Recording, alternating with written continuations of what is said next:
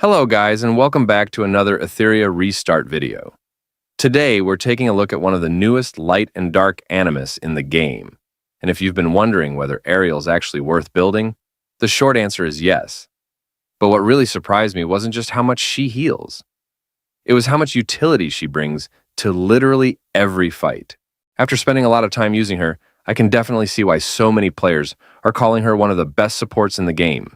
So today, I'm going to break down her kit, explain what makes her so valuable, and show you the build I've been getting the best results with. The first thing I noticed after building Ariel is that she's much more than a traditional healer. Most supports either keep your team alive or buff your damage dealers. Ariel does both while also becoming stronger as the battle progresses. Her entire kit revolves around Glint Seed and Prismatic Corolla, and understanding those two mechanics is the key to building her correctly. Every time she gains a stack of Glint Seed, she increases her own attack, defense, and speed. Once she reaches the maximum number of stacks, they transform into Prismatic Corolla, giving her an even bigger boost to those same stats for several turns. What makes this passive so strong is that Prismatic Corolla can't be dispelled or have its duration modified, meaning once Ariel reaches that empowered state, your opponent can't simply strip it away. The more turns she takes, the more consistently she reaches this state, which is why she feels stronger and stronger as fights go on. Now let's talk about her first skill, because I honestly think this is where a lot of players misunderstand her. At first glance, it looks like a simple single-target attack followed by a heal for your lowest health allies. But the real power comes from Botanical Awakening. Unlike almost every other healer in the game, Ariel's healing can actually crit. Whenever one of her healing effects lands as a critical heal, she immediately grants a stack of Glint Seed. That's incredibly important because Glint Seed is what allows her to reach Prismatic Corolla much faster. There's another reason critical heals matter. Every point of critical rate also increases the damage reduction provided by Botanical Awakening up to its maximum limit. So critical rate isn't just making your healing more consistent, it also increases the defensive value that your healing provides. That's exactly why I don't recommend building Ariel like a normal support. Instead of ignoring critical rate, you actually want to stack as much of it as possible. The more your heals crit, the more consistently she builds Glint Seed, reaches Prismatic Corolla, and keeps your team protected. Her second skill is where her team support really starts to shine.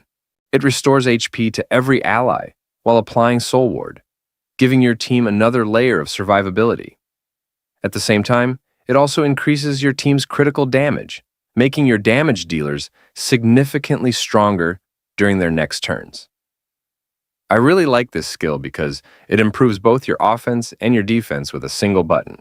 You're not just recovering from damage, you're preparing your team to immediately hit back even harder.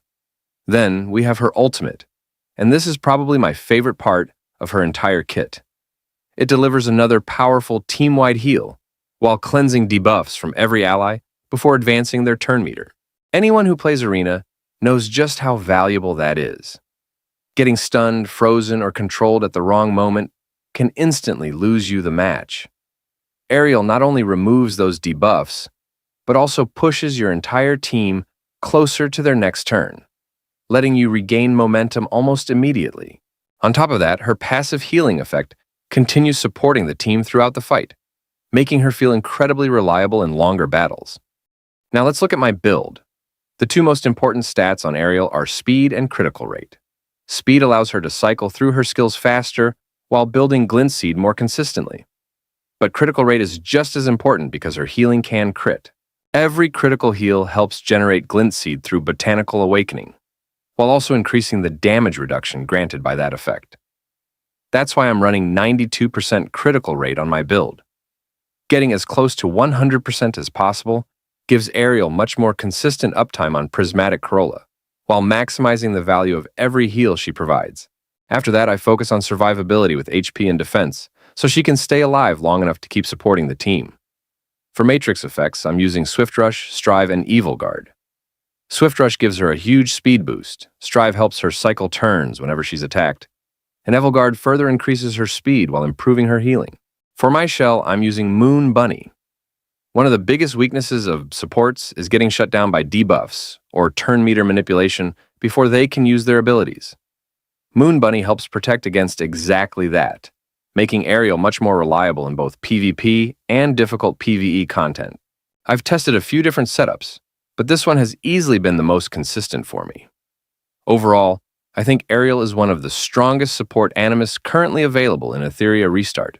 She brings reliable healing, strong offensive buffs, cleansing, turn meter support, excellent survivability, and a unique passive that rewards building her differently from most supports.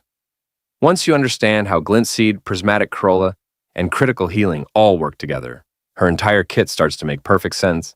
If you've managed to pull Ariel, I would absolutely recommend investing in her. She's quickly become one of my favorite supports, and I honestly think she's going to stay relevant for a very long time. Let me know down in the comments if you've pulled Ariel and how you've built her. I'd also love to hear whether you've been using her more in PvP or PvE.